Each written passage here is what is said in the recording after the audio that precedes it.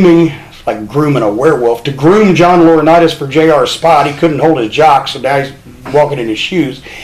Laurinaitis didn't know what the fuck he was doing. I'm sorry, John, you know you're a complete fucking idiot, and you're a liar. You know, he would... Then we started... the thing is... Does anyone like him? No, not in the world. No, I haven't met anyone. His own mother slapped the stork that delivered him. They would take guys and they would fire them out from under us. They'd be working for us. We'd have championship belts on them, and one day they wouldn't show up, and we'd get a call from the office. Oh, we had to let them go. Well, are they going to come back to finish up? Oh, no. Once we fire them, we give them their notice. We don't let them work anymore, because if they get hurt, then we got to pay them until they're well, because we can't fire people that are injured. So they wouldn't even give us the call saying, hey, you better, wind so-and-so up, because he might not be around too long. They just fire people, and we'd never see them again. Or they would send guys to us. They'd call us up on Tuesday. Yeah, we're sending so-and-so tomorrow for television. We need you to use them on TV. I can't. TV's written. Well, stick them in. I can't stick them in. I've had the fucking show written. I do this myself. What do you think? We got a fucking crew down here that re-racks all this shit on spur of the moment notice? Why didn't you call me 2 weeks ago? They didn't know 2 weeks ago because they didn't have their shit together. Or one time we were promoting a show at Six Flags Kentucky Kingdom with Randy Orton, who we had on paper from John Laurinaitis, was supposed to be there on that date.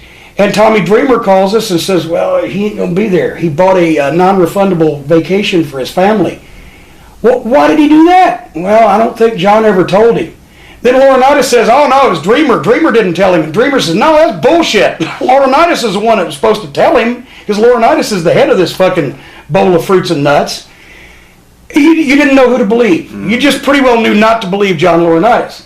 And I'll tell you a story. One time, Doug Basham. Here's another guy that they fucked and mind raped and ran out of the business that could have been a great talent.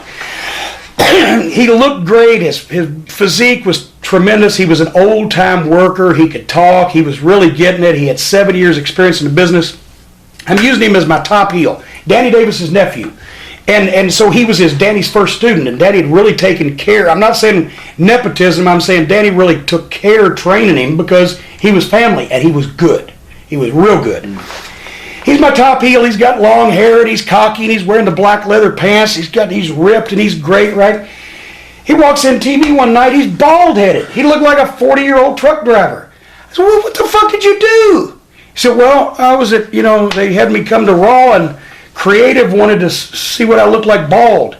I said, they can't just fucking pretend. So I get on the phone, I call Laurinaitis, or his voicemail is John Laurinaitis, it's Jim Cornette. My top heel just walked into fucking television, looks like a 40-year-old truck driver.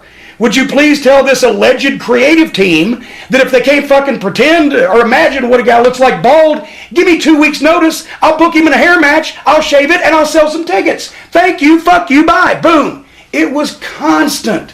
It was, they slapped us in the face, they disrespected us.